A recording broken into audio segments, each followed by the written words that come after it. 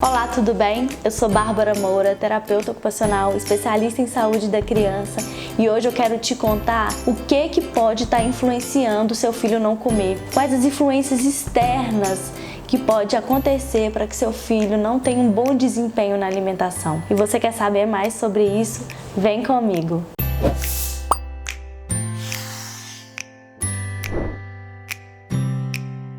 Você quer enlouquecer uma mãe, uma avó, uma tia, uma babá. Quem cuida da criança é esse menino, essa menina não comer. E a gente pode perceber, às vezes são crianças que comem super bem e aí pegam uma gripe, uma virose, não sei, e aí para de comer. Já é motivo dos pais enlouquecerem. Imagina uma criança que todos os dias não come ou só come comidas ruins, que tem uma nutrição ruim.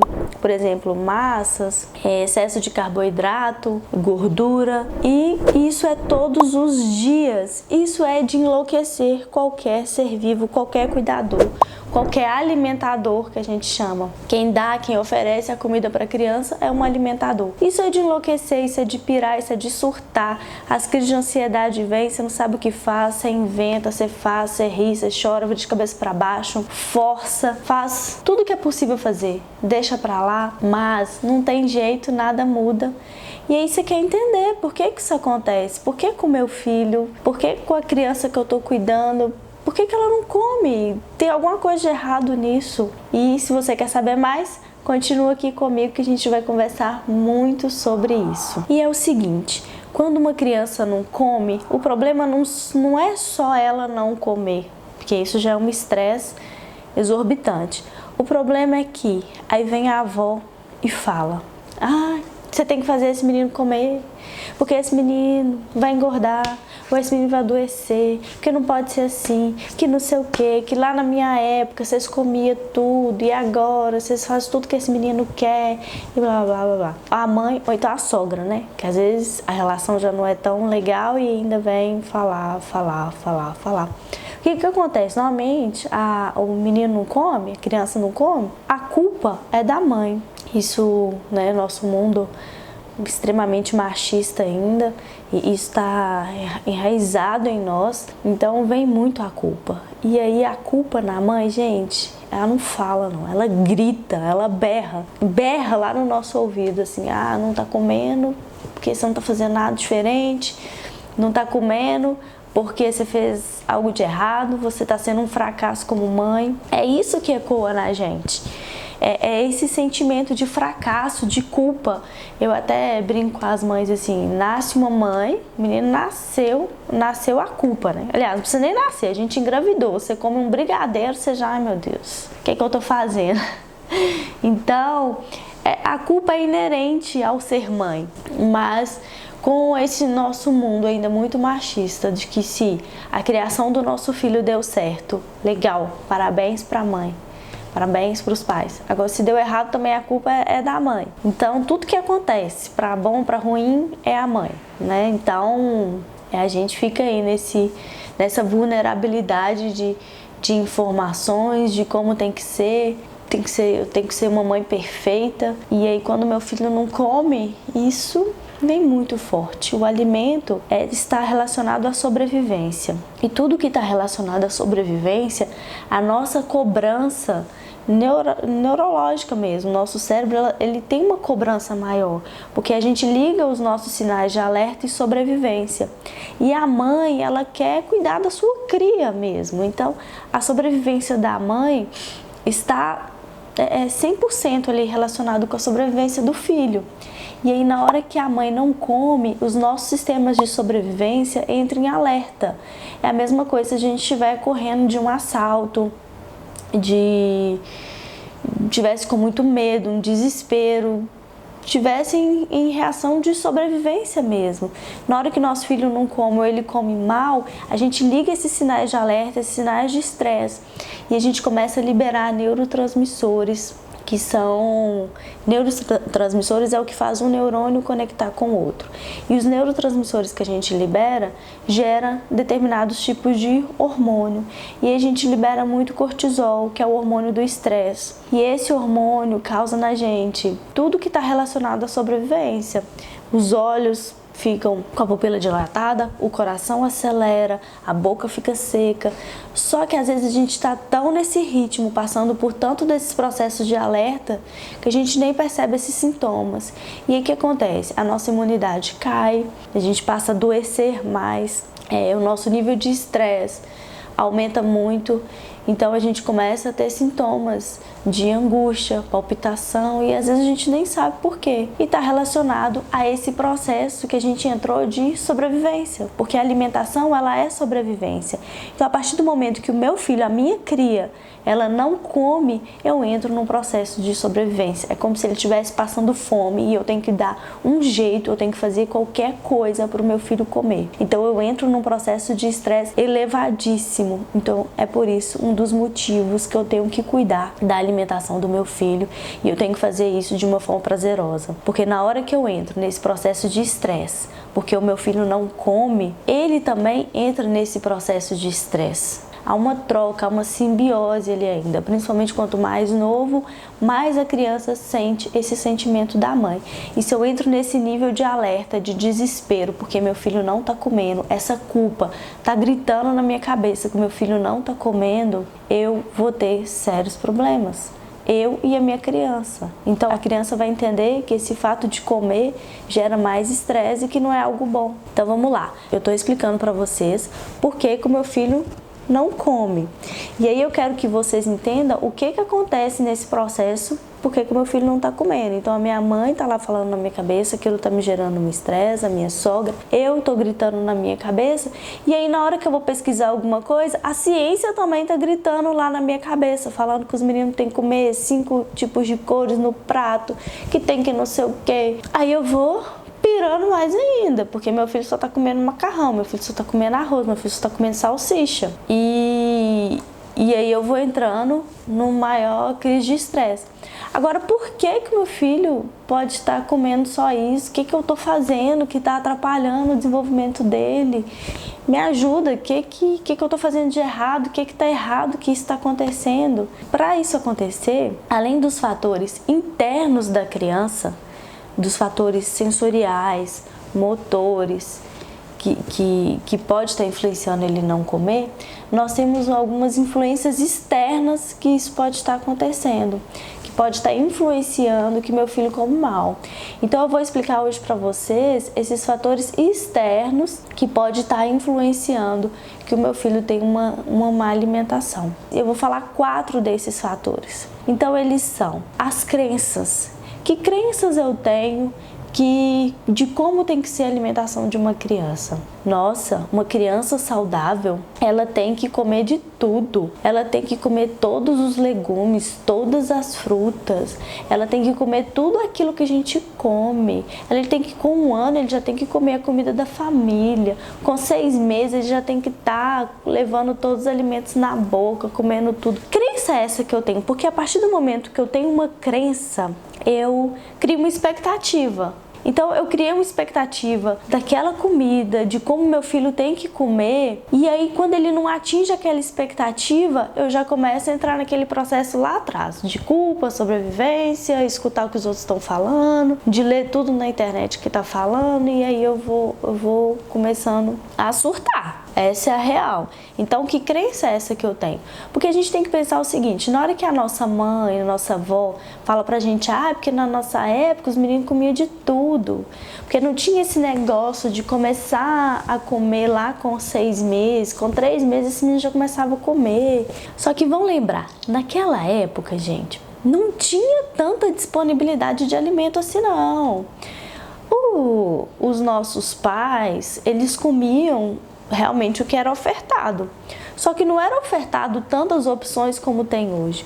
Hoje a gente consegue comer de tudo em qualquer época do ano. Se eu quiser comer, sei lá, chuchu, o ano inteiro tem chuchu. E não era assim que acontecia. Era normalmente o que plantava lá na horta, era o que tinha. Porque, assim, nossos pais, a grande maioria veio de algum interior, os pais eram de roça e tal, não tinha essa disponibilidade de alimento, era muito ali arroz, feijão e às vezes carne. Então era mais ou menos o que eles comiam. Aí se fumava um tomate, comia, um alface, comia, um legume, uma couve, uma taioba, que era de fácil acesso, de fácil plantio, sempre deu muito, um chuchu. Era isso que comia, não tinha esse tamanho de variedade. Fruta, então, fruta era a da estação. As crianças comiam as frutas da estação, aqui tinha. E tinha ali uma coisa de sobrevivência, assim, porque tinha um monte de irmãos e tinha que comer. Porque senão não sobrava para você, né? Então a gente tem que pensar isso. Então essa crença que a gente tem hoje, que a criança ela tem que comer de tudo que existe, tudo sem açúcar, tudo sem sal, tudo sem não sei o quê, não é bem assim. Vão ter crianças que vão comer? Vão. Ótimo, perfeito, gente. Mas vai ter criança que não vai comer. Então vamos acalmar o coração. Vamos introduzir esses alimentos de uma forma mais aceitável, mais sociável, mais amorosa. Vamos dar tempo para os nossos filhos, porque não era bem assim como nossa avó e nossa mãe fala, tá? Então, vamos com calma, tá? Diminui, assim, refaz essas crenças, diminui essa ansiedade, essa expectativa, porque só disso acontecer já vai fluir de uma forma melhor. Pode ser que seu filho já comece a aceitar mais os alimentos, já comece a fazer menos birra na mesa, já comece a comer um pouco mais rápido, não é tanto devagar, começa a ficar menos resistente para ir à mesa. Só da gente dar essa acalmada nessas crenças que a gente tem. Vai trabalhando isso em você. Esse processo de autoconhecimento é muito importante para ajudar com que nosso filho coma. Um outro fator muito importante é a autocobrança. Então, eu tenho essas crenças de que o meu filho tem que comer de tudo e tal. E aí eu não consigo atingir essa meta, eu não consigo atingir essa expectativa de que meu filho tem que comer as 5 cores no prato, tem que comer de tudo, tem que gostar de fazer comida, tem que gostar de pegar na comida. E aí eu vou gerando uma autocobrança exagerada. E o que a gente tem que pensar quando eu falo da autocobrança? É que a alimentação, ela não é só de responsabilidade do alimentador, dos pais ou do cuidador, de quem quer que seja.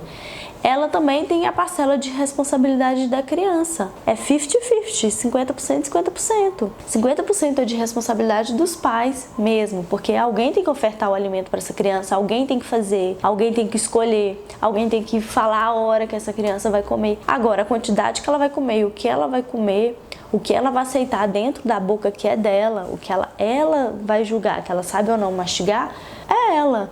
Então, assim, às vezes a gente entra numa autocobrança, numa coisa de que só você é responsável por a criança não comer. Não, calma, respira. Não é só você que é responsável para a criança comer.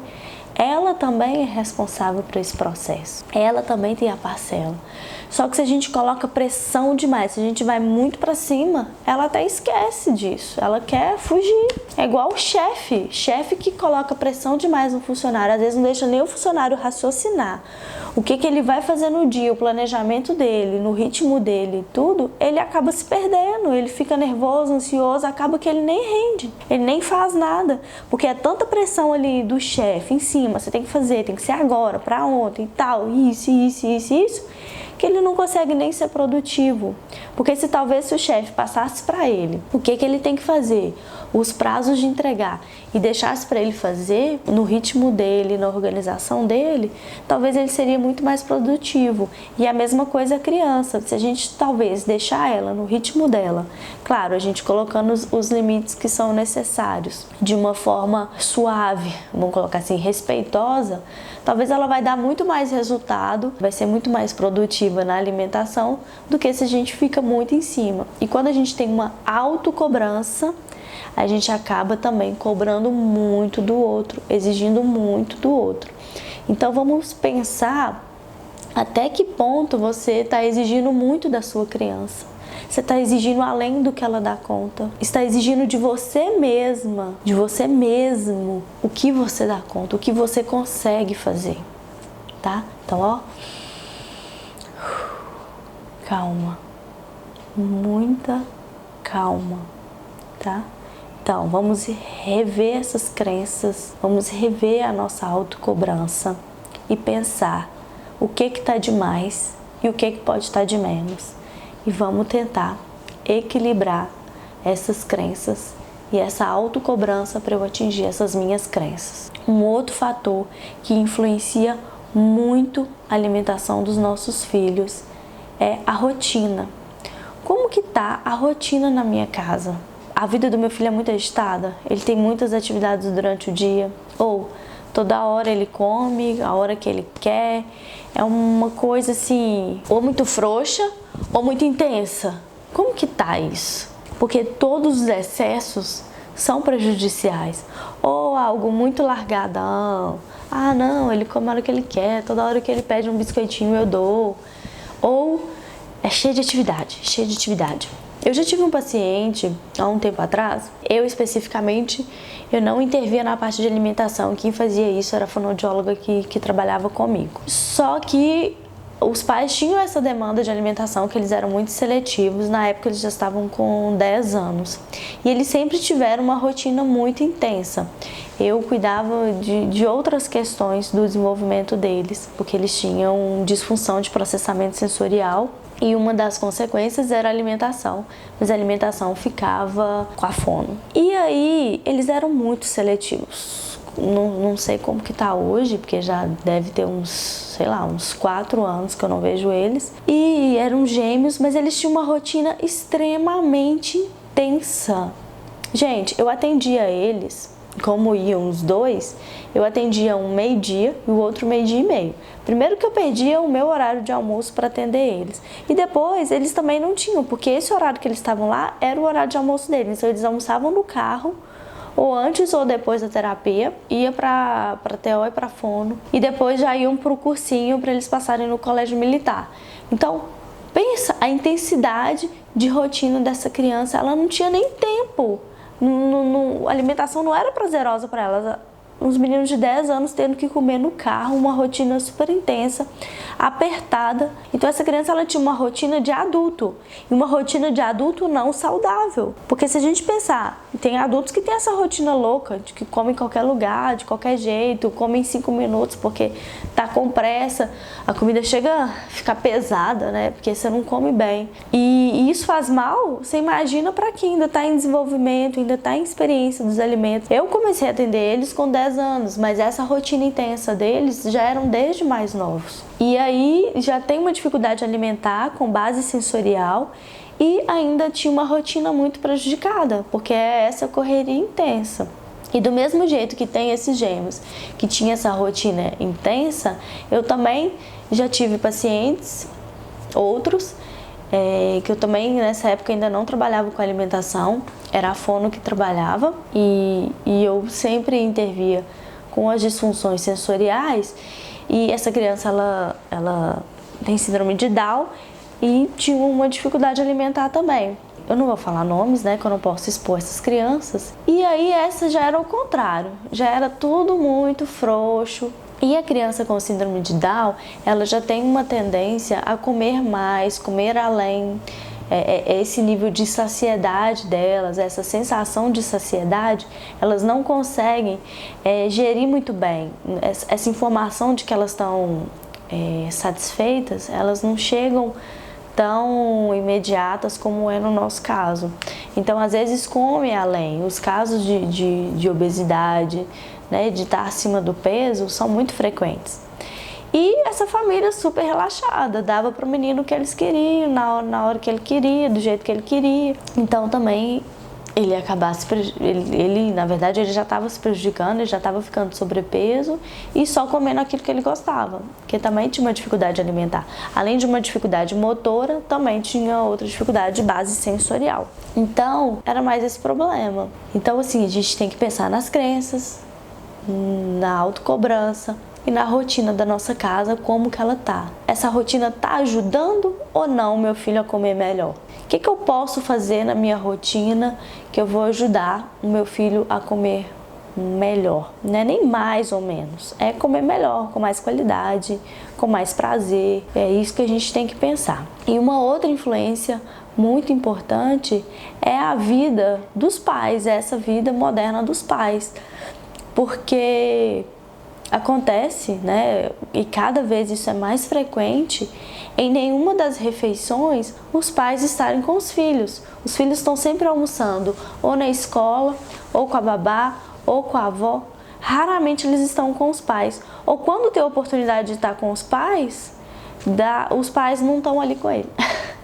Só dá comida para a criança e pronto. Não senta ali para comer com a criança, não mostra que aquele momento é prazeroso, é gostoso, é bom de estar ali, conta uma história divertida, conta uma coisa que aconteceu no trabalho, pergunta à criança o que está acontecendo. E isso é importante desde bebezinho, quando começou a introdução alimentar. Sentar com a criança, sabe? Comer junto, a criança vê que você também está comendo, como que você leva o talher para o prato, como que você mastiga, o que você come. O bebê às vezes está ali, não está percebendo, mas o bebê ele está absorvendo tudo que está acontecendo, ele está olhando tudo, ele saca tudo. Às vezes ele não fala, mas ele saca tudo o que está acontecendo. Então essa nossa correria do dia a dia, almoçar correndo porque tem que voltar para o trabalho, normalmente a gente não tem tempo para almoçar em casa, são raras as situações que a gente consegue ir para casa almoçar e às vezes não coincide com o horário que o nosso filho está almoçando, ou ele já almoçou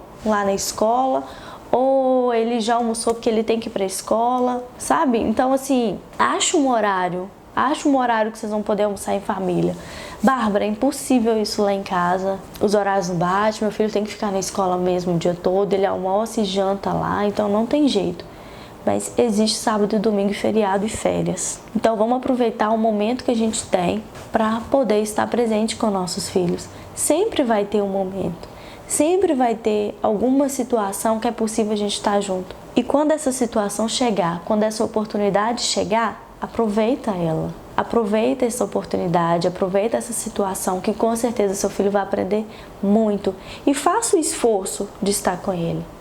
Você tem um filho, você tem uma filha, né? Ele precisa de você, ele precisa do seu tempo. Não é só aquela história, né? Não adianta ter muito tempo se não tem qualidade. Tem que ter os dois. Tem que ter tempo e tem que ter qualidade. Eu ouvi uma vez um documentário, no começo da vida, excelente esse documentário, eu recomendo para todos os pais. E lá fala, a mulher faz uma comparação, pergunta ao seu chefe se ele quer só a sua qualidade. Ele quer seu tempo também, e seu filho também quer seu tempo. Então, arrume um tempo para o seu filho. Então, recapitulando, as influências externas que pode estar acontecendo, que prejudica a alimentação do seu filho, pode ser um dos motivos que seu filho não come. As crenças que você tem de alimentação, a autocobrança, aquilo que você cobra de você para atingir suas expectativas, atingir as suas crenças, a rotina da sua casa, da sua criança e a vida moderna, essa vida corrida que a gente tem, essa vida sem tempo que a gente tem. Então, essas 4 coisas podem estar influenciando para que seu filho não coma.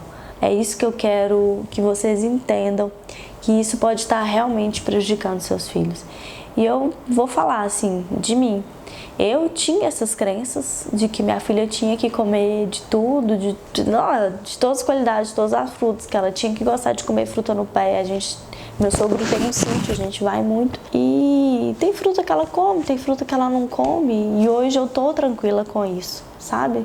Eu diminuí a minha autocobrança de ser aquela mãe que faz minha filha comer de tudo, que ela gosta de tudo. Não. Ela não gosta de tudo e eu estou me esforçando para que cada vez mais ela coma com melhor qualidade e com uma maior variedade de alimentos. A rotina, eu mudei muito a rotina da minha casa. Na verdade, desde quando ela nasceu, eu me propus a ter mais tempo para ela, então eu diminui muito os meus atendimentos. E mesmo assim eu não conseguia muito estruturar uma rotina de qualidade. E hoje eu consigo fazer isso. E eu e meu marido decidimos ter mais tempo para nossa filha. Apesar de toda a nossa demanda, de todo o nosso trabalho, a gente decidiu ter tempo para ela. Ter tempo principalmente nesse momento que ela mais precisa, que é a refeição, que é durante a alimentação dela. Então é isso. Espero que tenha ajudado vocês a repensar o que pode estar prejudicando o dia a dia para que seu filho não coma. E se você gostou desse vídeo, eu peço que você aperte o joinha aqui ou para cima. Se você não gostou, você aperta para baixo. Independente de qual que você marcou aí, me conta que eu quero saber.